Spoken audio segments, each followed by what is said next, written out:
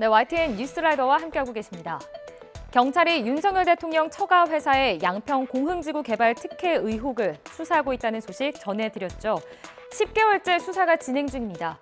그런데 이 사건의 담당 수사관, 지난 5월 열린 대통령 취임식에 초청받고 참석한 것으로 확인됐습니다.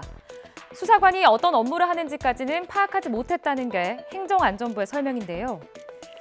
공무원은 또 이 와중에 공흥지구 특혜 의혹으로 수사를 받고 있는 양평군청 공무원, 몇 자리 되지 않는 양평군청의 국장으로 승진했습니다.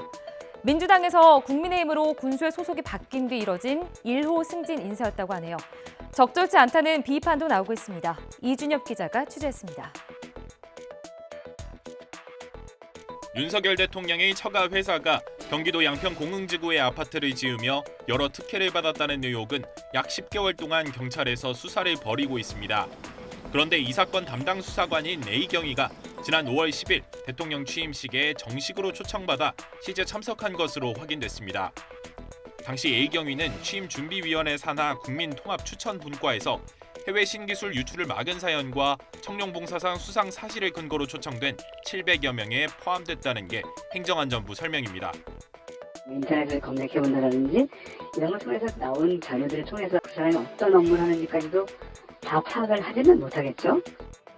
결과적으로 윤석열 대통령 처가 의혹 수사 담당자가 취임식에 초청받아 참석했다는 건 적절치 않다는 지적이 나오고 있습니다. 그런데 YTN 취재 결과 공흥지구 특혜 의혹으로 수사를 받는 양평군청 공무원도 최근 승진한 것으로 확인됐습니다. 공흥지구 인허가 연장을 전결한 당시 B 과장이 지난 7월 양평군 4급 국장으로 올라선 겁니다. 국장 자리는 양평군청에서 단 3자리뿐입니다. 지난 지방선거를 통해 민주당에서 국민의힘 소속 군수로 바뀐 뒤 1호 승진 인사였습니다.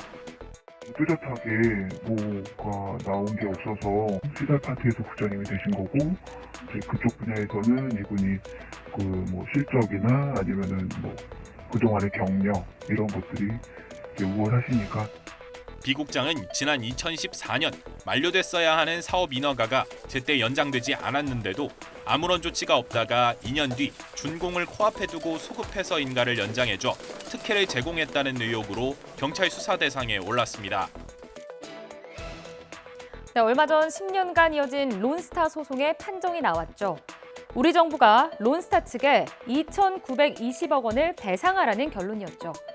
우리 정부는 불복하겠다는 방침이지만 전망이 밝지만은 않습니다. 지난 6월까지 국제투자분쟁해결센터에 접수된 취소 신청 140여 건 가운데 받아들여진 건 단 20건, 10건 가운데 한두 건 꼴입니다. 규정도 까다롭고 불복 사유가 엄격히 제한되기 때문인데요. 이미 지난 10년 동안 론스타와의 법적 분쟁으로 쓴 소송 비용만 478억 원. 국민의 혈세를 내어줄 수 없다는 정부의 공언은 지켜줄 수 있을까요? 김다은 기자가 보도합니다. 론스타 사건을 맡은 중재판정부는 우리 정부에 2,900억 원대 배상 책임이 있다고 판단했습니다. 법무부는 애초 청구액이 6조 원이 넘었던 걸 고려하면 나름 잘 막아냈다고 자평하면서도 판정을 받아들일 수 없다며 불복 의사와 함께 자신감을 내비쳤습니다. 비록 4.6% 밖에 인정되지 않았다고 하지만 액수 자체가 2,800억에 이르는 국민의 혈세입니다. 저희가 국가로 살 수 있는 최선을 다해 볼 것이고, 그리고 저희는 내부적인 판단으로는 충분히 저희에게 승산이 있다고 생각합니다. 하지만 실제로 전망이 밝지만은 않습니다. 통계를 보면 지난 6월까지 국제투자분쟁해결센터에 접수된 취소 신청 140여 건 가운데 받아들여진 건 20건에 불과합니다. 10건 가운데 1건 꼴입니다. 규정도 까다롭습니다. 불복 사유는 중재판정부가 잘못 구성됐거나 판정 관할권이 없을 때 절차상의 심각한 위반이 있는 경우 등으로 엄격히 제한됩니다. 이 때문에 판정이 뒤집힐 가능성은 0%란 주장까지 나옵니다. 그나마 따질만한 게 관할권 부분인데 애초 은행 대주주 자격이 없는 론스타가 적법한 투자자가 아니어서 제소할 자격이 없었다는 점을 우리 정부가 주장하지 않아왔기 때문에 뒤늦게 취소 사유로 내세울 수 없다는 겁니다. 여기에 이의 신청을 할 경우 늘어날 소송 비용과 지연 손해금을 생각해서 신중한 검토가 필요하다는 지적도 제기됩니다. 내 돈을 써가면서 그리고 지연이자를 늘려가면서 하는 거거든요. 굉장히 극단적인 벼랑 끝 전략이다. 법무부 관계자는 취소 신청 사유에 대한 질문에 소송 전략상 자세히 공개할 순 없어도 관할권 문제뿐만 아니라 절차 규칙 위반도 포함될 수 있다고 말했습니다. 그러면서 판정문을 받은 당일 관계 부처와 회의를 한 결과 취소 사유로 주장할 만한 부분이 있다는 데는 이견이 없었다고 설명했습니다. 이미 지난 10년 동안 정부가 론스타와의 법적 분쟁으로 쓴 소송 비용만 478억 원. 아직 취소 신청 기간이 넉 달 남은 만큼 국민 혈세를 한 푼도 내어줄 수 없다는 공언을 지키기 위해선 정부의 확실한 전략이 필요합니다. 단칸방이 다닥다닥 붙어있는 다가구 주택에서 불이 났습니다. 사진에서 보시는 것처럼 불탄 뼈대와 재만 남아있죠. 모두가 대피했지만 딱 한 명만 안타깝게도 변을 피하지 못했습니다.